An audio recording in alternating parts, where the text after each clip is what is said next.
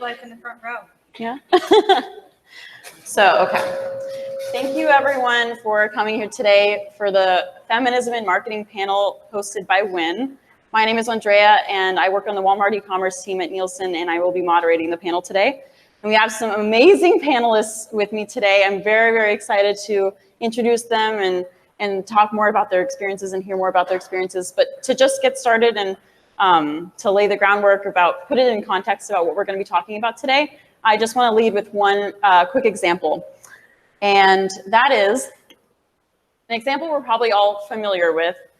The biggest retailer and manufacturer of women's intimate apparel in the world started really taking shape in 2006.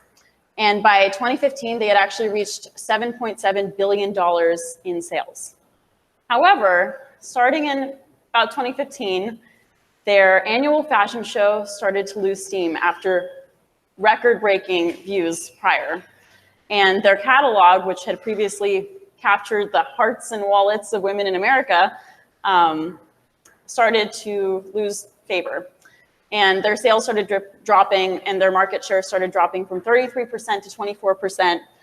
And their in-person sales were dropping 3% just in 2018. One CEO actually said that they were resonating less and less with their audience as they weren't tailoring their content to female consumers, that they weren't no longer understanding. So how did the biggest retailer and manufacturer of women's intimate apparel lose touch with American consumers? And these are just some of the brands that have recently come out with slogans and campaigns that are targeting these female shoppers. Nike and Dove are just a couple of them. And so that's just to lay the groundwork for this conversation. We're going to have a Q&A at the end for the last 15 minutes of this panel where you can ask all your questions. During the panel, if you have any burning questions, please submit them to slido.com and use the hashtag FIM to submit your questions. That's SLIDO for people on broadcast.com, hashtag FIM, and we'll get to them at the end. So without further ado, I want to introduce the panelists. Just wanted to lay the groundwork for what we're going to be talking about. So we have some amazing panelists for you today. First is Annie Yu. Annie has spent her entire career supporting initiatives of diversity and inclusion. She's currently the Chief of Staff and Head of Operations at Vox Media. She brings her organization to the forefront of equality by creating change in systems and structures that embed diversity and inclusion in hiring, career development, workflow, and the list goes on. She is formerly at BuzzFeed and Siegel and Gale, and we are so thrilled to have her. Thank you so much, Annie, for being here. Thank you. And then we have Janna, who is the founder of StyleHouse. StyleHouse is an award-winning communications agency specializing in female-forward brands on a mission.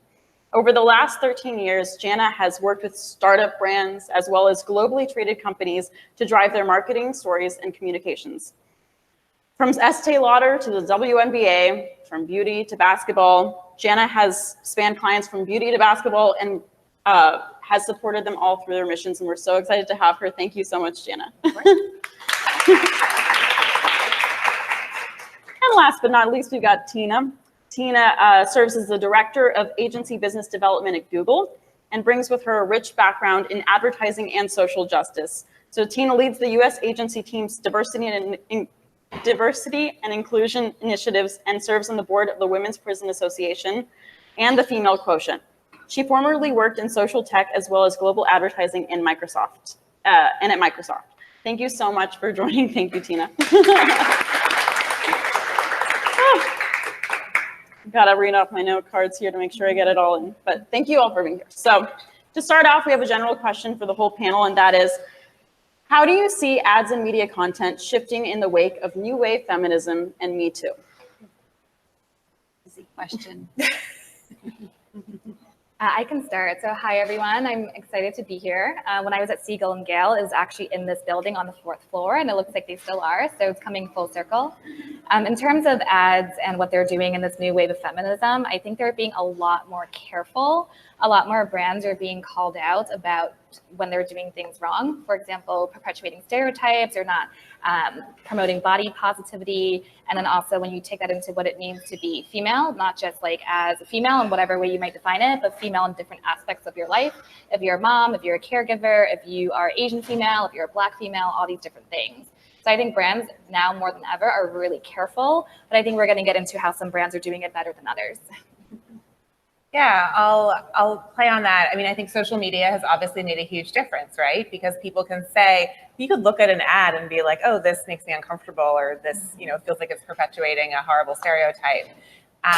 But now people can call people out very quickly. I mean, everyone remembers the Kendall Jenner Pepsi ad, and even, we talked about trying to keep it more positive than negative, focusing on brands that are doing a great job versus ones that aren't, because those are the ones that deserve the spotlight.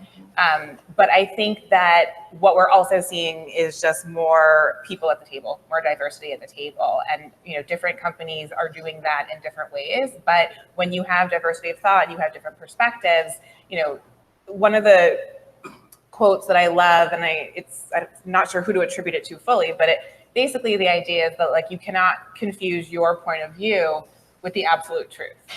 Right. And so when there's more people at the table who are also having a more empathic connection with the end consumer, you get a more sophisticated and inclusive message, visual or print. Yeah. My observation, both of those are great points. And I think general consciousness is now certainly raised. But the thing I would suggest that's different now is that the C-suite is paying attention, and they're paying attention because they have to. They know that there will be consequences to revenue and the bottom line. So there's maybe a degree of accountability, whether it's altruistic or selfish, I'm not sure, but more people in power understand this is an issue they have to pay attention to. That's a really good point. I think there's a piece of it too, where even if there's a brand that's not going proactive to market with a message, they're responding to things they're seeing. So for sports leagues, especially when there's players or people in positions of power that are found out to not support women's rights or are physically abusive in their relationships, then people are calling them out and the news is covering it. And then maybe the brand didn't plan to talk about that thing, but now they have to because there's some pressure. So it's a little bit more equal, and consumers are changing that a little bit, which is great. Yeah, you can see statistics. It varies from like 85 to 90%, depending on where you look. But women make 85 to 90% of household purchasing decisions, and that includes everything. There's stats about that. There's a lot of women who buy their husbands like clothing and grooming supplies. So, the idea that women are the end consumer and that we have the ability to essentially, I say vote with our dollars, right? We can spend when women are really cultivated consumers, our power lies in how we spend our money. And I think that women more and more are learning that and realizing like, oh, I'm going to buy this from this female founded brand, or, there's a whole Black owned business association. And it's important to me to put my dollars where, and same thing with local, right? You hear, oh, buy local, like 79% of your money goes back into your community when you buy local. So all these things it's like a storm of all these things happening at the same time, and social media help this. And obviously, the vestiges of power that have been changing because of Me Too and all of these things are contributing to it. And sort of on that, what content do you see no longer resonating with female consumers? And that's the question. Anything like shot girls, like when you see like girls that are like purposely sexualized to sell things to men, it just feels so off to me. And it's really interesting to even watch older pieces of media. Like, my son was watching the like original Peter Pan, and my nanny was like, it's so racist. I didn't even realize how racist it was. So, it's the idea that like we're looking at this through this new lens. And I remember like this Listerine ad that I learned about in college that said something like, there's a woman and it says, she's always a bridesmaid and never a bride, and no one will tell her why. It was an ad for Listerine, so she has better breath. So the idea of playing on insecurities, I think those are the things that are over, right? That people are no longer, like that doesn't make you feel empowered or excited to give that person your resources, your time, your money, your attention, anything like that. And then a question for all of you is, in what industries do you see the biggest changes in what female shoppers are looking for, or female viewers are looking for? I would say in makeup, it's happening a lot. I think Rihanna and Fenty is a great example. Not only is she featuring different skin tones, but she's also featuring different body types and also people of different ages, which is wonderful. And then along that note, MAC and a couple other companies along the stage of like equality for all have started marketing their makeup toward men. And so I think makeup is such a really interesting space right now with like cosmetics and all that stuff happening. Totally. One of our clients is, we were working on a condom that was targeting female shoppers instead. So that was really interesting to see the ways in which the product itself can actually change in targeting different consumers. So what are some examples now, speaking of positivity, of positive campaigns that you see that have actually influenced the way women view themselves and really enhanced some of these social movements that we've seen? Examples, I would, maybe I'll start with a macro statement and you can offer some specific examples, but I think that one of the things we should bring into this conversation early on is the initiative See Her, and I'm curious how many of you have heard of See Her? Raise your hand if you've heard of See Her.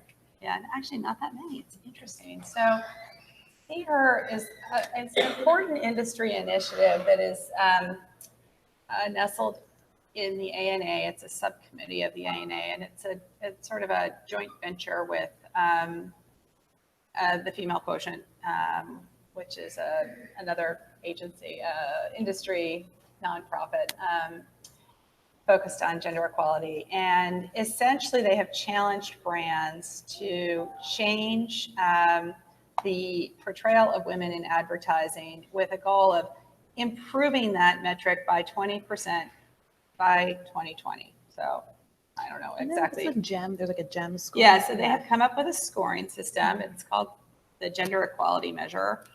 And they panel people. I assume you guys are now going to know a lot more about that part than me, but they ask viewers of these ads to then rate their brand favorability and whether they have a sort of a fond or an improved perception of women, an improved brand favorability, all these like different dimensions. And they have rated now over 60,000 ads.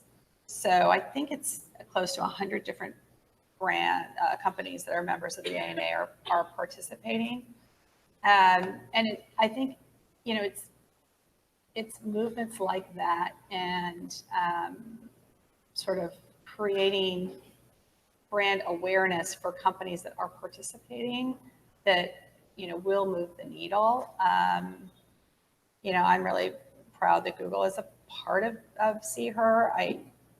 I think that we historically have been quite good at portraying women and minorities in media. So, maybe I'll offer a Google example as a positive one. There was a terrific ad that ran last year. It featured Black women and girls, and I don't know if you've seen one of our campaigns. It's under the rubric of Search On, and it tends to be a very empowering ad that shows lots of people searching for, self-development or various interesting things. And typically the music and the imagery is empowering. And in this case, it was interesting because they chose to feature everyday women and history makers. And the theme was, essentially a Black Women Matter theme. And the tagline at the end was Search On. And I really loved it. I think our marketing team learned a lot. And one of the learnings is that it's important to use real people, because unfortunately, even when you're attempting to create an ad that has a diverse message, stereotypes still come into play. And Our CMO was very honest in an editorial that ran during Ad Week about some of the biases that she observed when pressed, even in our own like gender and diverse friendly advertising. It's like, well, who's actually holding the product? What are the subliminal messages of power in the ads? Are we using, Black actors that have lighter complexions? And you'll notice if you look carefully that, like, yes, there is more racial diversity in advertising, but it's often a mixed race couple that's featured. How often is it that you see sort of either the woman or the minority in a like slightly more passive role in the ad? Yeah, I mean, I think the measurement stuff is so key, and I'm a huge fan of the female quotient.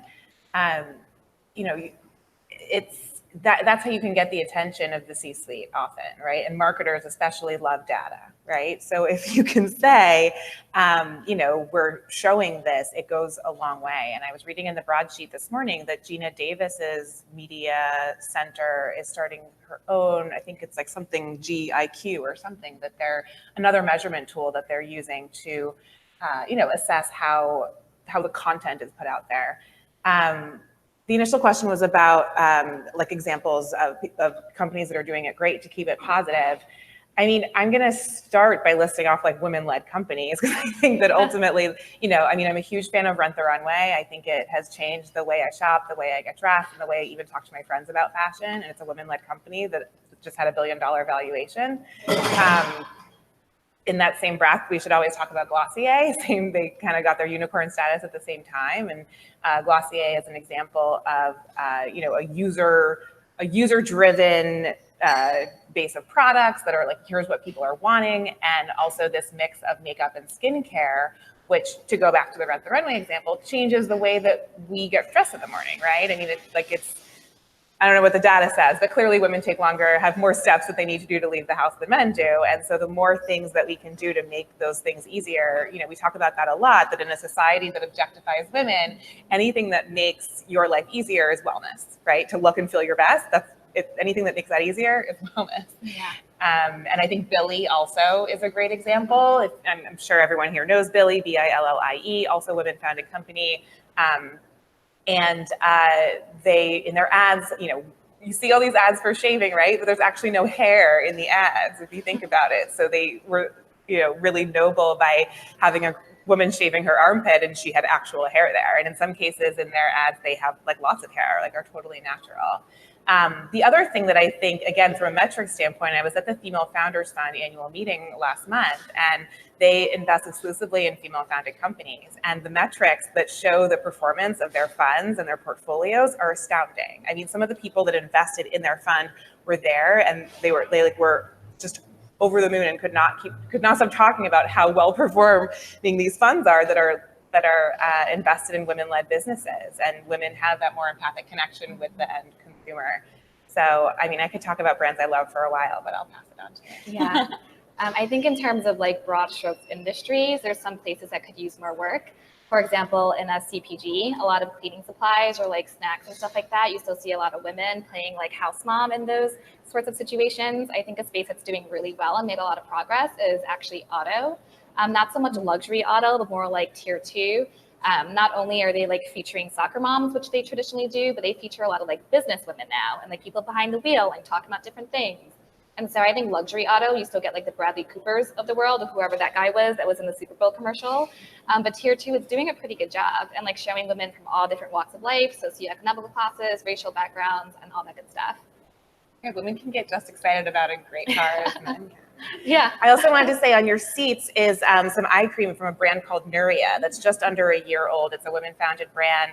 The team all came from Johnson & Johnson. They were all former executives there. The founder was from science background. I mean, she created Neutrogena Hydro Boost and like all the main Aveeno launches for the past 10 years were all scientifically and chemically created by her. So she really knows how to make products that work. And the whole brand is clean and vegan and supports girls' education through She's the First, if anyone is familiar with that wonderful girls' education organization. So I hope you guys enjoy the eye cream. And I think, in building Nuria, which we helped build, we've been working with them since pre-launch.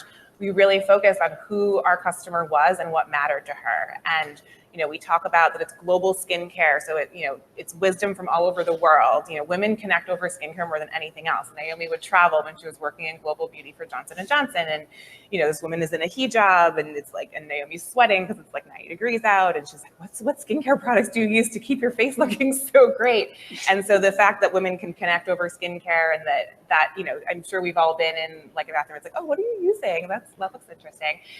So it's all this global beauty wisdom distilled into clean, vegan, effective skincare that supports girls' education. So the idea that it couldn't just be that we're an impact-focused brand, it couldn't just be that we're bringing women together, and the products also really have to work. So it was really exciting to be a part of this team at this time, right? We're talking now about how important these things are right now. So shout out to Nuria.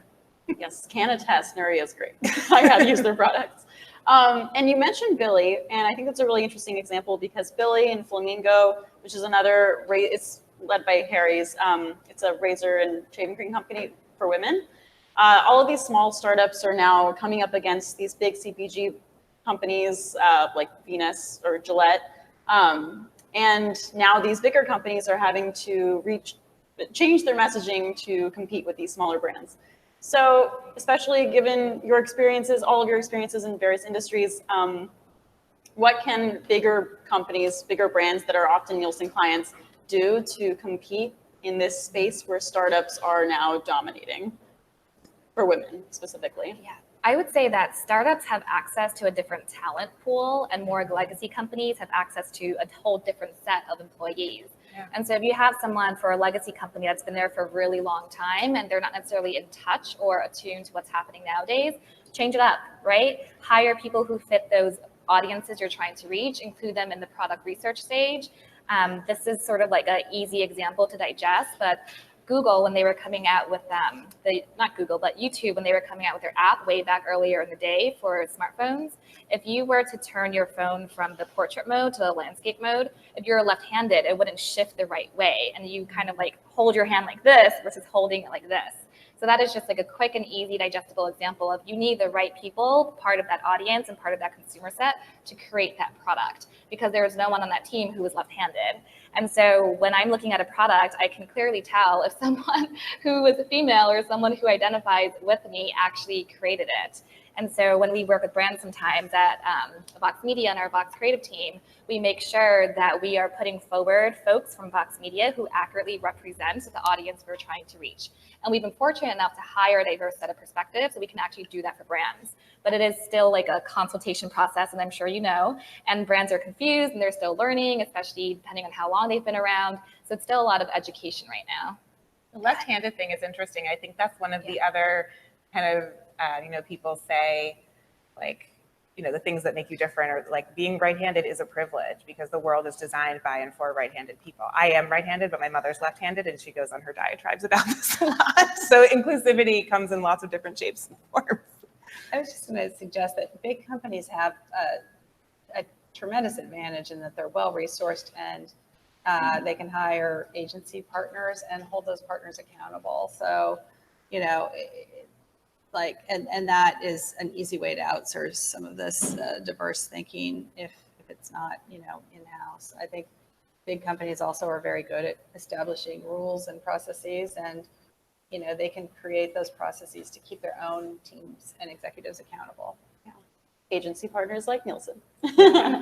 I'll call out Gillette, because you mentioned Gillette when we were talking about shaving, and Gillette, took a risk. They did that video with the dad teaching his trans son shave, and also read in the broadsheet, you guys should all get the broadsheet, it's great, but a couple weeks ago, saying how it really paid off for Gillette, and that, P&G took this risk and it paid off. And to me, it was so exciting to read that, not only to hear that it worked, but that everyone else would be reading it and see that it worked and, be more willing to take those risks. I'll add on to that in the industry right now, people are being more aware. So for example, the Consumer Electronics Show, CES, is coming up in January. And in the past, companies have actually pulled out of attending it because their panel slate or whoever was on stage wasn't diverse enough. And companies were like, I don't want to go anymore because you don't share the same values as I do. At Cannes this past summer, there was something very similar. And someone who works at P&G on the senior level actually shared an example internally of how when she was working with the executive team and they were marketing toward women, the executive team didn't want they only wanted pretty people in the ads. And so you run into an issue there because that's like unattainable. And like, there's so many different sets of standards of beauty. And so the creative team was like, well, we disagree. That shouldn't be, you know? And so what they did was they actually went to the leadership team's daughters and interviewed them on video and was like, well, how do you define beauty? And how would you feel if someone told you you weren't pretty enough or something?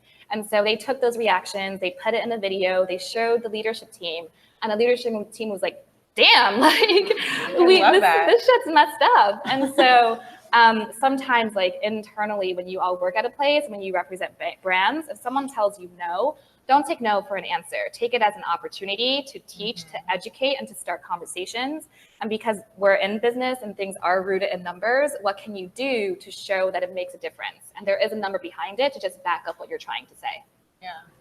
Yeah, diversity in leadership is everything, right? If you're the one at the top and you're making the decisions, that's where the buck stops. But also it's important to remember that leadership lives at all different rungs in an organization. And if you have an idea, like you can bring it forward. And I think that's something that has changed a lot with younger, more nimble companies, even big ones like Google, where people are lauded for taking initiative.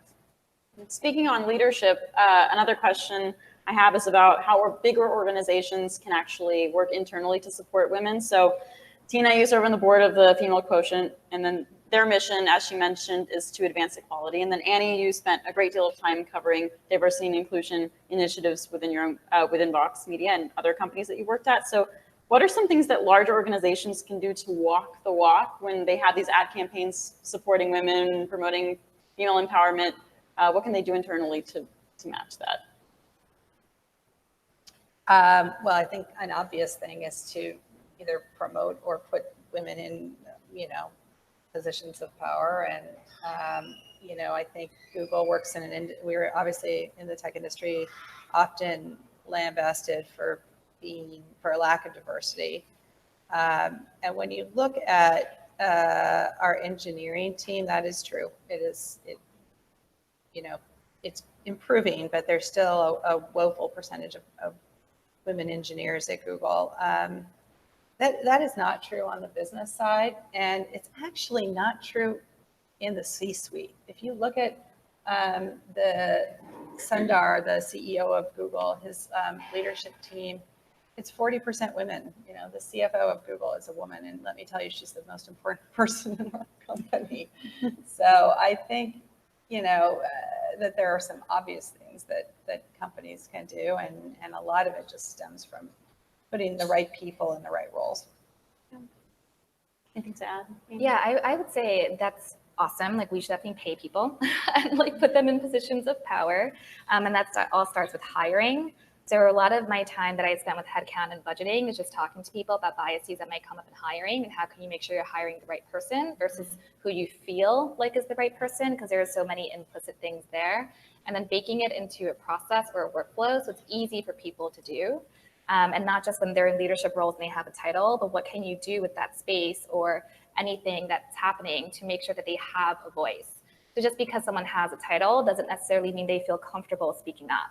I remember oftentimes when I was the only person of color or the only female in a room sometimes, and I felt like, if I said something and people didn't agree with me, I didn't feel like anyone really had my back, and I was nervous and shy to speak up. And my boss right now, who's our Chief Revenue Officer, Ryan Pauly, he did an amazing job of really enabling me to have a voice. He would notice I wasn't saying anything, and he'd be like, hey, what do you think? And I'd be like, oh, me? He's like, yeah, you're in this room. What do you think? And so, there's a process, and I've really found my ally and my sponsor within the company, who also happens to be my boss, which is great, to make me feel comfortable sharing that voice and backing me up. So that goes a long way. Yeah, I have two things to say. I think, I've worked for myself for a long time, so I have to give a disclaimer that I have not been within a big company in a very long time. But I think a lot of it comes down to talent, people, HR type. You have to widen your pool of applicants. And, it's very often that, if we all went to a certain school and you're hiring, you might say, oh, you should talk to my sister who went there. I get some of my best applicants through my network, right? When I just say, hey, I'm hiring, who knows great people. But we have to realize the bias and limits of that as well, because I'm going to get a lot of people that are like me. And So my friend Catherine Zaleski started a company called Power to Fly, which many of you might have heard of. And what they do is they work with big companies like Google. And, you know, just like in a marketing funnel, right? You have to get like all these potentials, prospects, and then as you go down the funnel, it gets smaller and smaller. So they realize that you have to stack the funnel with diverse hires. And so they do events, recruiting events all over the world for women and people of color, specifically in tech, I believe. And so that's huge. And the other thing I'm going to say is I believe that flexibility is really the future of work. I did work for an organization called Work, W-E-R-K. And, you know, the inflexibility, you know, we think all the time, like we need more life compatible work, right? So, you know, you can say, oh, we need to give women, you know, parental leave and we need to not judge them for these things. But the truth is that we all have people that we take care of. Like we're the sandwich generation, right? Our parents are getting, there's lots of caregiving things that we need in addition to self-care, which everyone wants to talk about now, right? So flexibility and the, you know, the changing, like the fact that we have rush hour and all these things, like I think that in time that's going to change where people realize that, you know, the quality of your work is not necessarily how many hours your butt is in your seat, and that is changing too with startups and other, you know, forward-thinking companies. But I think that is a huge harbinger of diversity too. Awesome. Yeah, and a really big question that we got just in the preliminary brainstorming for this panel was about authenticity. So, for example, Dove came out with several campaigns around body positivity, and then there was some backlash regarding some of their authenticity around that, and then there was also some backlash surrounding the Pride Month marketing that was going on around New York. I'm sure everyone saw every single store had a Pride rack, Pride sticker on the. It was so pretty. I was like, they're so Pride. Awesome. Yeah, and so obviously it's there's nothing more that we want than for people to support certain social initiatives, whether it be body positivity or Pride Month. But how can companies be more focused on being authentic in those initiatives and making sure that they're doing it in the best way possible? I mean, not pander, I guess. I think there's so much cynicism in, you know, from a consumer point of view, and it's you know, it's not just marketing, it's politics and institutions in general, right, are sort of less credible than they've ever been. So remembering that customers are naturally coming to your marketing message with a degree of skepticism that you have to win over. I think you know, in the Pride example, having people who are LGBTQ on your creative team, those kinds of things, you know, that's when the authenticity will come through. And I think, you know, we do a lot of work in social impact. A lot of our clients have, you know, either baked in impact partnerships like Nuria, who works with She's the First, or obviously the WNBA is very philanthropic. And they were actually the first national sports league to embrace and actually market to the LGBT community, because so many of their players are and identify that way. And, you know, that was a real way to authentically boost up their players. So yeah, I think, again, it just comes down to who has a seat at the table. Yeah, that's definitely a theme that I'll echo here. Make sure that you include the right people in that working group. Chanel ran into a lot of, is it Chanel or Gucci or some of those luxury brands ran into a lot of slack in the Asian countries because they like were talking about Hong Kong as like a certain subset or like who owned it with China, and then they got into like a whole big thing. So obviously they were marketing in China and they didn't have anyone who understood the historical context of that. And then I think it was like H&M who had a sweater with like a monkey on it or something like that. And they like ran into a lot of slack for that too. And there were a bunch of things wrong with the design and like how it was being portrayed to certain communities. And so again, you can clearly see if something was designed thoughtfully and if it was just kind of like thrown together because they're trying to make money. And so if something is authentically put together, then you're like, great, I believe in their cause, I want to support them, I can get behind this. And when it's the opposite and then it's very ingenuine, then you're like, that sucks. Like, let's create some conversation around it so that never happens again. Sort of on that, we were talking a lot about how feminism is influencing the way organizations reach out to their customers or change their marketing initiatives, but there's sort of this reverse osmosis too of how these campaigns can influence the way women feel about themselves and how they feel about feminism or how the movement is changing. So how can brands play a role in the way women feel about themselves and also shaping the way feminism evolves?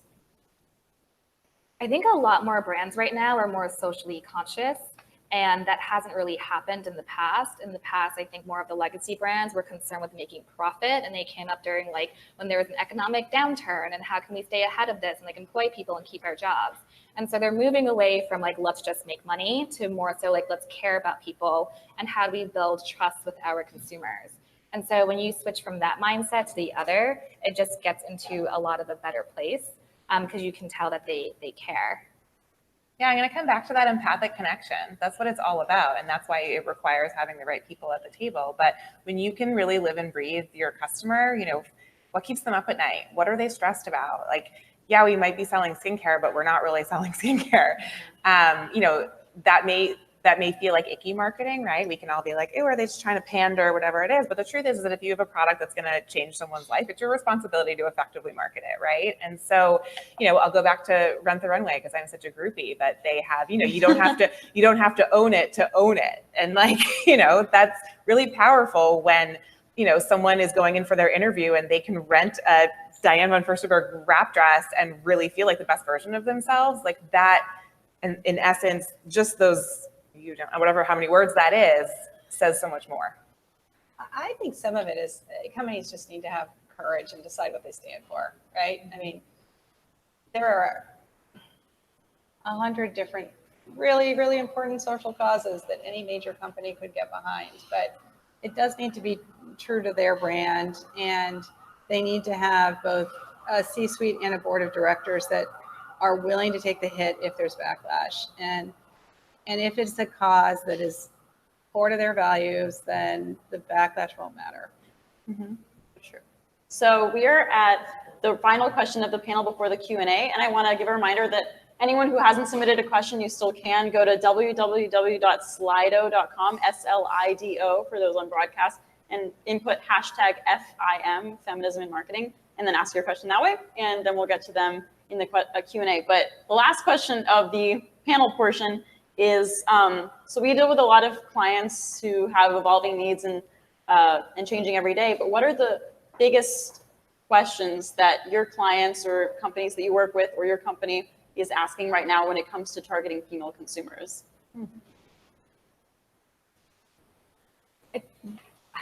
I feel like it's not really that they're asking, it's more so they're telling, and they're sort of like, we have all this figured out, like get me this demographic, here's my messaging, like just go find me the people and exactly the people we want.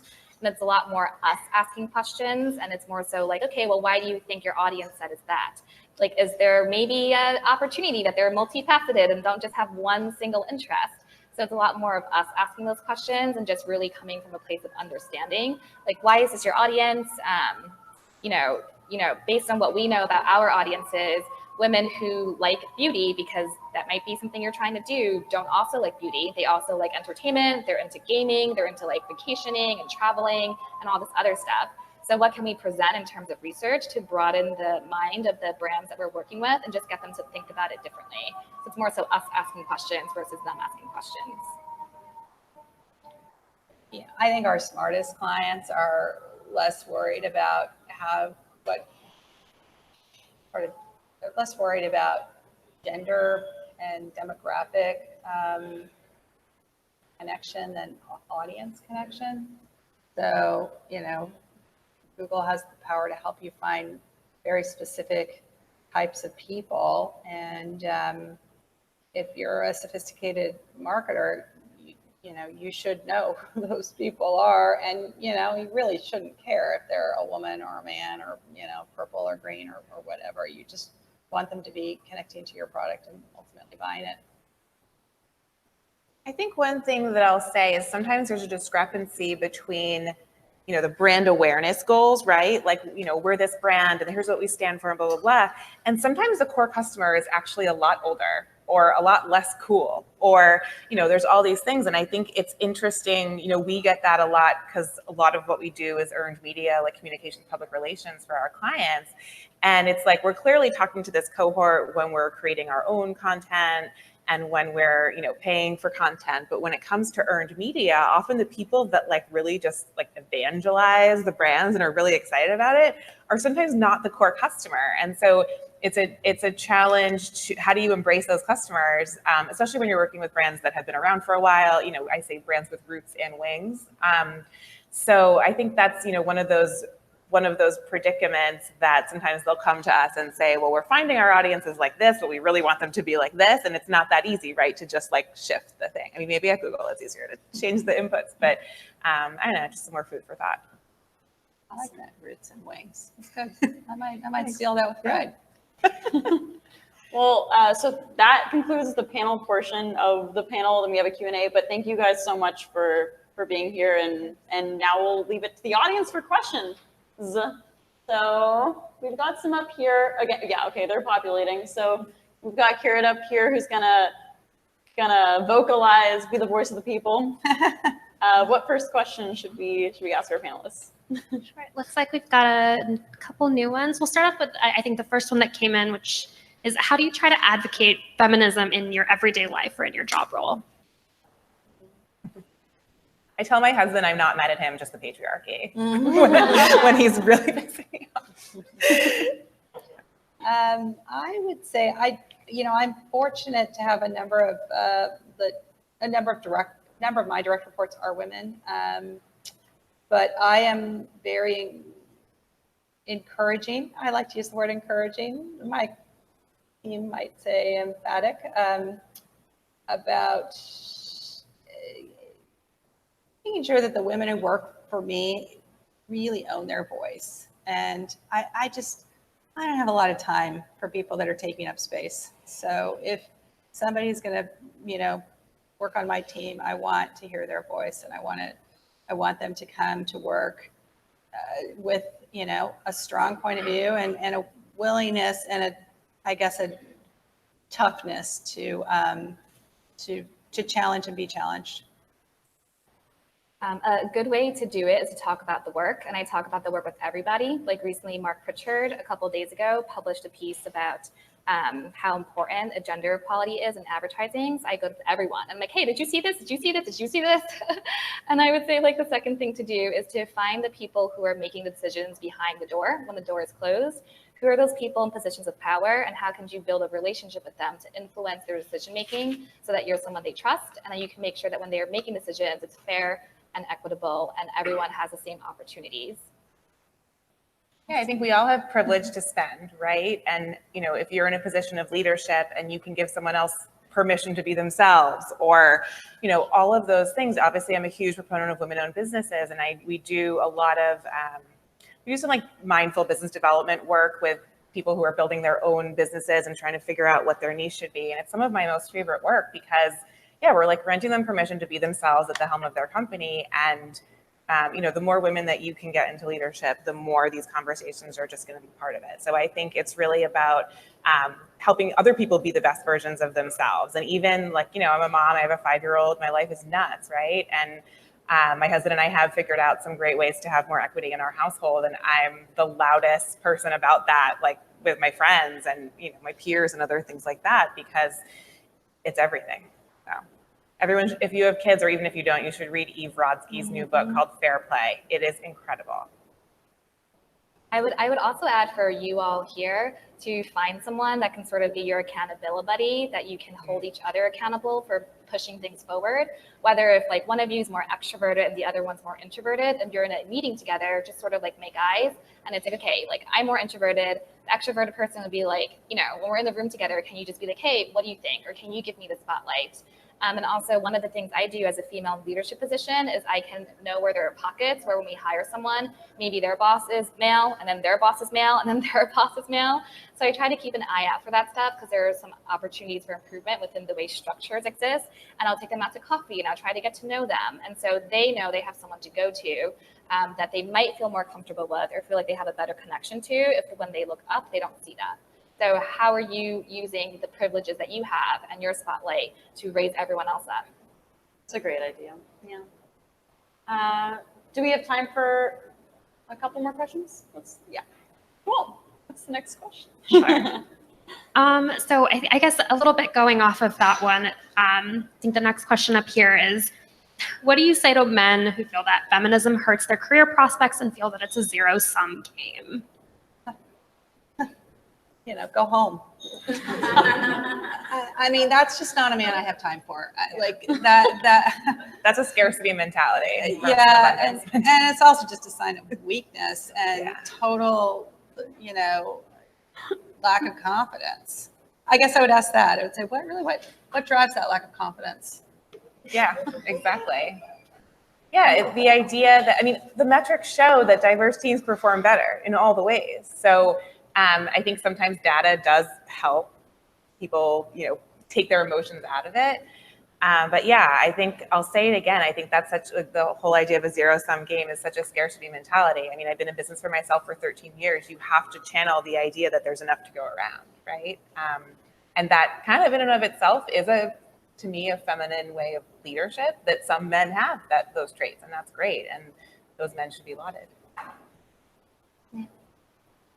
Anything to add? No, not on this one. I've been very fortunate to not work with many of those people. In a more similar situation that I could relate better to is when people are like, I know this is important, but I don't know how to speak to it. Like, I feel like when I speak to it, people won't feel like it's authentic or that I have a place to say something. So I work with a lot of leaders on what certain causes mean to them and how can they find their voice and their positioning in it, and to really open the conversation with understanding. So what you said in terms of, okay, well, where is this coming from? Like, oh, you have a really interesting perspective. I've never heard that before, or, it's very different from my own. Can I understand where you're coming from? And then see what their personal attachment to that is, and how can you build a relationship with them that's trusting, that's on neutral ground, and just influence the way they're thinking. Or share some personal stories with them about how, because of your gender or your ethnicity or any sort of minority characteristic, you have been disadvantaged and how it was unfair. Connecting and relating and sharing those personal stories go a long way sometimes. But it is a lot of effort you have to put in and some of that invisible labor. So make sure that you're taking care of yourself when you're doing that as well. Those are some great points. Great. Yeah. Any other questions from the peanut gallery? Yeah, we have a few more online, but does anybody in the room have any questions you'd like to ask? Them this way, or you can raise your hand. Don't be shy. All right. So I think another question here, we're seeing, you mentioned that 80 to 90% of household purchasing decisions are made by women. Could this theoretically be part of the issue as well? And I'm seeing here reading the issue here as being that women are kind of given the brunt of that sort of decision making in their households. I actually thought of that when you cited that statistic. I think it might be a direct tie to the fair play issue. Totally. I think that's a great observation. Yeah, I'll say again, that is, to the extent that is true, and we can unpack all the reasons why that's true, that is a power that women have that is unique, right? And I think what we're talking about a lot with feminism is power, and the idea of being a feminist is that you believe that everyone has equal rights to be, and that the power should be divided equally, and the decision making should be divided equally. So yes, I agree. I will say though, with that decision making power comes a lot of power. And so I don't have a Twitter, but I am the person where if I see a product or a service that I think has gender discrimination in it, I'll send an email or I'll find someone on Instagram and send them a DM. And I sometimes email the CEO. And I'm like, hey, this isn't cool. As someone who used to be a fan of your brand and used to purchase your product, this isn't cool. And so with that purchasing power, leverage the actual power you have to make those changes. We can't underestimate our influence. Yeah. Yeah, so on that question, I think there is that reverse osmosis where if you see an ad where a man is shopping for groceries, maybe you will consider the fact that your husband should be out buying the groceries instead. So right, representation. Exactly. So anyway, any other questions from the Slido account? Yeah, we have, I think, one more question here, but again, one last call for in the room. So this will be the last question also. Any takers? Oh, awesome. You all seem very well informed in your industry. Can we get the mic? Sorry, just so the people on broadcast can hear. Thank you. So since you all seem very well informed and you also mentioned broad reach a few times, I'm wondering what are some publications or what you guys like to read in the mornings to stay up to date? You're going to have better ones than me. I still get the New York Times and the Wall Street Journal delivered to my door in paper form. I might be the only person in New York that does that, but I like it. I also like Axios. They have a really good both political and media news feed. Those are my must start the day. Business Insider too. Those are the 4 that I start the day with. I read the big ones because, you know, I also kind of study the media, right? And so the idea of like why we know what we know and why we feel the way we feel about things, it's important to not just be, you know, to the extent there's not that much mass media left, right? Like most people, like you might be like, oh, this person's everywhere. And it's because you follow them on Instagram. So you see them all the time. But like to you, they're not everywhere. Yeah, right. It's so weird. So when you think, so I think it is important to consume certain mass media publications so that you can get a sense of like what, you know, the world is seeing. I do love the broadsheet. It's published by Fortune. It's the editorial arm of their Most Powerful Women franchise. And I think that they do a great job of, you know, covering the news through a lens of gender equality. Come back to me. I'll think of some other ones. So this is an interesting question because what I've done is in terms of Facebook, I stopped using it for personal stuff. And what I do is I like a lot of different publications. And so I actually use it as my content feed and where I get stuff from. And I make sure that I'm following different places. I'm not so much like a newsletter person because like I won't read it when I have so much work to do. But when I have downtime, I'll go on Facebook and use that. And then not just publications, but what are like the things I'm interested in or the communities that I want to celebrate and be a champion of that I can learn about that stuff. So for example, I think Complex is a great place because they speak to a very multicultural audience, specifically in the Asian community. There's Next Shark, which talks a lot about what's happening there. And also this like Facebook group called Subtle Asian Trades, where people around the world, it has like almost 2 million people. And they're just like sharing stuff happening in their country, like Hong Kong protests and different perspectives. And so I make sure that not only am I like reading things that like I identify with, so I have that sense of solidarity, what are things I want to learn about or like get a different perspective of? And what are those publications? So I can just like look at things from different angles and perspectives. If you're really into feminist media, I recommend it's a small independent website or newsletter called DAME, D-A-M-E. You know, I know it's small because they're always like, help us fund independent journalism, but they write really interesting articles about like, you know, is climate change a feminist issue? And, you know, about how climate change affects women more than men. And this is actually really interesting. This group, Project Drawdown, did this study that was the top 100 solutions to climate change. Number 1 is like refrigeration management or something, which makes sense, right? Like inefficient cooling systems. Number 4 is plant-based diet. Number 6 is educating girls. This is globally, right? Because they, you know, get married later, have fewer children, have more opportunities. Household recycling, which is what we think about, like, oh, I need to recycle. Number 55 on the list. So as an example, I learned about that study through this article in Dame. So I think Dame magazine is a great one. It's small, but they have, you know, if you like kind of diving into issues and hearing it through that lens, I highly recommend it. I will also say that like she's much more well-read than I am. And like one of the things I do is I find people like Janna who are in my social circle, and I'm like, I don't have time to read this and I don't know where to go to find this information, but I know they do. And so I'm like, let's have coffee, let's have brunch, let's go out. And like, what are you reading? Like, what's going on? What are some things you're hearing about? So it's not just like me and my own perspective, but again, someone else who's better resource and things that are coming from their perspective. Yeah, my friend Hitha Palapoo, she wrote a book called How to Pack. She's also like an advisor and investor to a lot of women-owned companies like MM LaFleur and Hey Mama. She has a 5 smart reads. Like if you look hashtag 5 smart reads, I think she has it as a newsletter now, but she started on her Instagram and it was like swipe up and it's like, you know, the only 5 things that you need to read. And I think that she does a really good job of covering a lot of different industries and interests. And, you know, as much as she is like a liberal feminist, she definitely like posts things so that we can see the perspectives on the other side, which is equally important. I think you could also just start your day with NPR and get like the headlines for the day, you know, at least you'll know what's happening in the world. Those are all really great examples. And that is the last question of the panel. There is food over there, food and drinks, but I want to wrap up with, first of all, we've covered a lot of different topics. This definitely opened my eyes on things that I didn't know about. And I'm glad to see some guys in the audience too, because the way we target female consumers isn't just a girls' issue, especially at Nielsen. So, and then first and foremost, thank you so much for the panelists for being here. Annie, Janna, and Tina, thank you so much. And really, really appreciate it. Really. We can all go ahead and celebrate. Oh my gosh, thanks, guys. Really appreciate it. You're very